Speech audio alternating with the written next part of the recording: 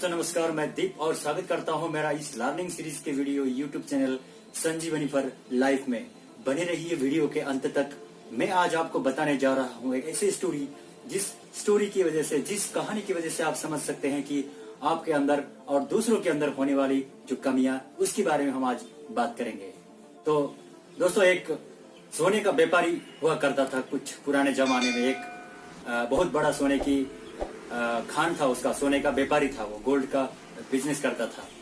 तो उसने एक दिन गोल्ड दिल्ली से मुंबई लेके जाना था।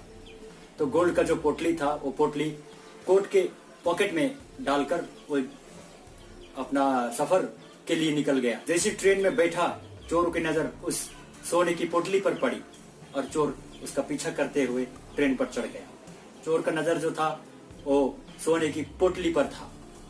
जैसे ही शाम हुआ, रात हुआ और चोर पहले से ही सो गया। यानी कि वो व्यापारी सोने के पहले ही चोर सो गया, क्योंकि उसको रात में जगना था, उसका जो काम वो करना था। जैसे चोर सो गया तो सोने की व्यापारी ने उस सोने की पोटली को उसके बैग के अंदर डाल दिया। जैसे ही उसके बैग के अंदर डाल दिया और व्यापारी आराम से, कुछ बेझिझक चिंता किए बगैर आराम से सो गया, क्योंकि उसने पोटली अपनी डोयर में, अपनी कवच में रख दिया है। ऐसी कवच में रख दिया है जिस कवच से कोई निकाल ही नहीं सकता।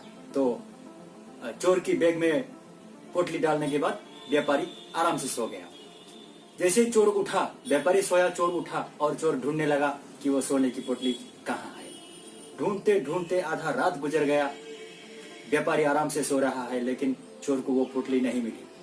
फिर दूसरे दिन दिल्ली से जाते हुए दूसरे दिन फिर ऐसा ही हुआ। सुबह हुआ, चाय पानी हुआ, खाना नाश्ता हुआ, सब कुछ होने के बाद फिर शाम हो गई, फिर रात हो गई। फिर सोने के लिए चोर पहले सो गया।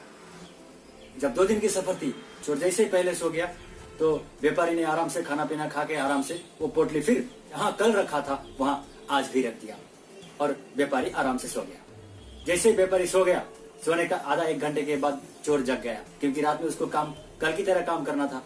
आज भी उसने ढूंढा, हर कहीं ढूंढा, हर जगह ढूंढा। उस व्यापारी की जो बैग थी, पोटली थी, उसकी जो पॉकेट थी, सब जगह तलाश लिया। सब जगह तलाश करने के बाद भी उसको कुछ नहीं मिला।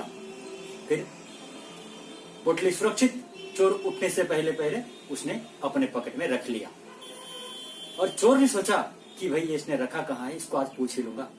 जैसे मुंबई स्टेशन में उतरने के बाद चोर ने हाथ जोड़कर बोला, प्रभु माफ करना मुझे कि मैं एक चोर हूं, लेकिन मैं आज इतना जानना चाहता हूं कि आपने उस पोटली छुपाई कहां थी। तो चोर ने इतना कहने के बाद व्यापारी मुस्कुराते हुए बोला, मुझे मालूम था कि तुम एक चोर हो, और जिस नजर से तुम मुझे देख रहे थे उस नजर में ही मुझे पता चल चुका था कि तुम एक चोर हो। तो मैंने पोटली तुम्हारी बैग के अंदर रख दी थी। तुम मालिक थे जब पोटली मैंने बिना कहे, बिना समझे तुम्हारी पॉकेट में रख दिया था। उस वक्त तुम बिस्तर से उठ के अगर चले जाते बैग लेके तो मैं तुम्हें कुछ नहीं बोल सकता था, लेकिन तुमने ऐसा नहीं किया। अपने अंदर झांक के तुमने कभी नहीं देखा, सिर्फ दूसरों के ऊपर झांकना तुमने शुरू किया। इसीलिए तुम आज वैसे गरीब के गरीब हो और मैं एक व्यापारी हूँ और व्यापारी ही रहूंगा। तो दोस्तों, इस कहानी के बाद आपको पता चल चुका होगा कि आपके अंदर क्या है और आप दूसरे के अंदर क्या झांकते हैं, क्या देखते हैं। फर्क यही है कि पहले अपने आप को झांक लेना चाहिए, अपने आप को एक बार एनालाइज कर लेना चाहिए। दूसरों पर आरोप लगाना, दूसरों के ऊपर कुछ बोलने से पहले, कुछ सोचने से पहले एक बार अपने ऊपर सोच लेना बहुत जरूरी है। थैंक यू दोस्तों, वीडियो के अंत तक बने रहने के लिए आपका दिल की गहराइयों से प्रेम पूर्वक धन्यवाद। नमस्कार।